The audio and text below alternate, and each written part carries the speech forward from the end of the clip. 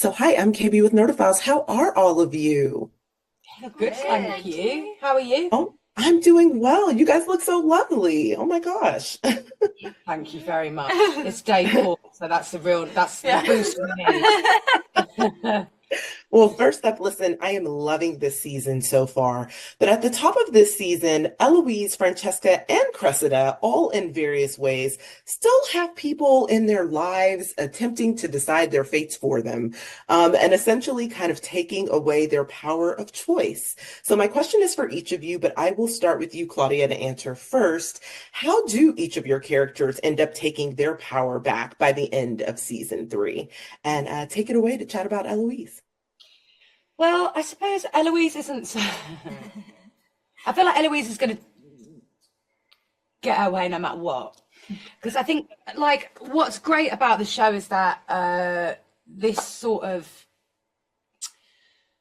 proof of that patriarchy is not working for anyone. I'm going to continue to talk even though I can't see anyone, or is that, should I flag this? She's still There, there. she's still here, baby. She's not going anywhere.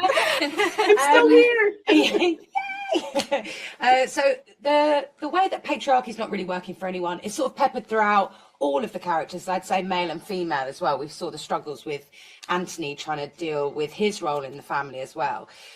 So I think the difference is just Eloise has got a bit of a megaphone in front of her mouth when she's doing it. She's okay with expressing how she feels. Not everybody has that privilege out of all of the characters.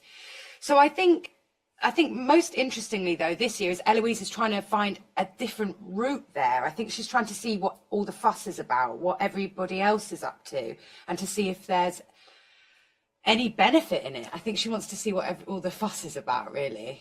Yeah. Oh, I love that.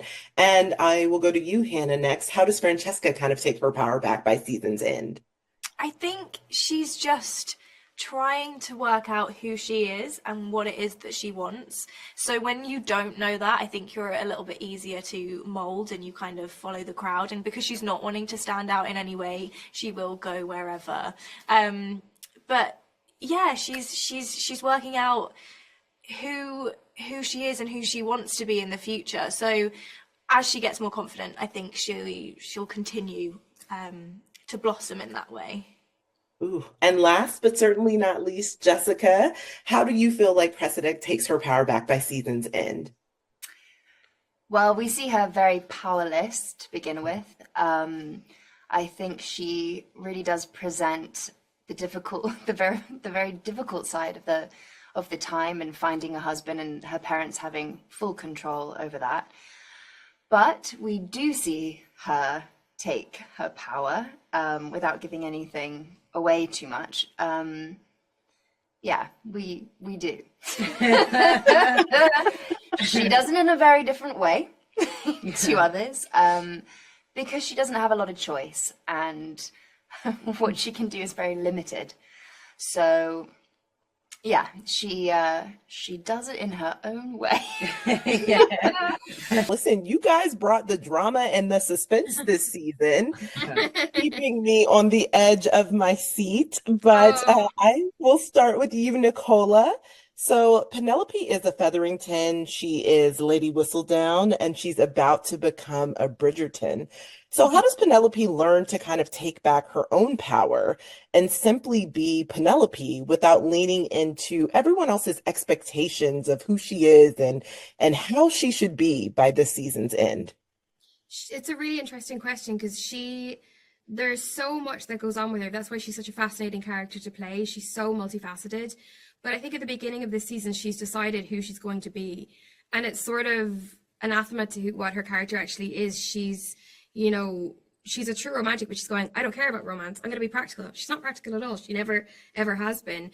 But she has to learn and grow throughout the season, and the experience she has, she allows them to change her, and it's a really beautiful thing, and as an actor, so much fun to play. But yeah, she's definitely a Featherington in more ways than she would like to think, and you see, I think, her similarities with her mum start to creep up, and I've always felt that about her, but I love that it gets explored this season. I love that you said that because last time we chatted about her mom, you definitely said they're more like than we realize. And I do believe Mm, that you are correct this season. We're yeah, showing a softer side to her mother, and you're starting to understand why she is the way she is a bit more. Yeah. absolutely. Yeah. Yeah. And so on the flip side for you, Luke, Mm. how does Colin kind of step away from what's expected of him this season? And how does he kind of own his own power when it comes to the type of man that he wants to be? Yeah, I think it's really interesting because a lot of his words of advice this season are actually something that he actually needs to take on himself. He sort of has the illusion that he lives this way and he doesn't care what anyone else thinks. And you know, once you've explored the world and come back from this wild journey, you'll understand it as well. When really he needs to sort of hold up a mirror and see that he's not. He needs to go through that process himself, accept who he really is. And he's kind of a bit tortured this season and he's going through a lot and it's all really internal. He doesn't like to express himself. He likes to pretend on the outside everything's okay. And I think there are certain characters like his mother that spot it from afar and they can maybe bring it up to the surface so that he can really tackle them head on. So, yeah. Ooh, I like that. I like that you said his mother does. And obviously, this relationship, I believe, allows a safe space in some ways for both of them to be who they are. So, Mm. for each of you, how do you think that this relationship and this love, how has it really transformed how each of them see themselves and what they're capable of in this lifetime? And I can start with you, Nicola. I think it's really beautiful how love changes them, but it's I don't know if I'm going to be able to express this correctly, but it's sort of like love. They learn to love themselves by loving each other, and the love that they receive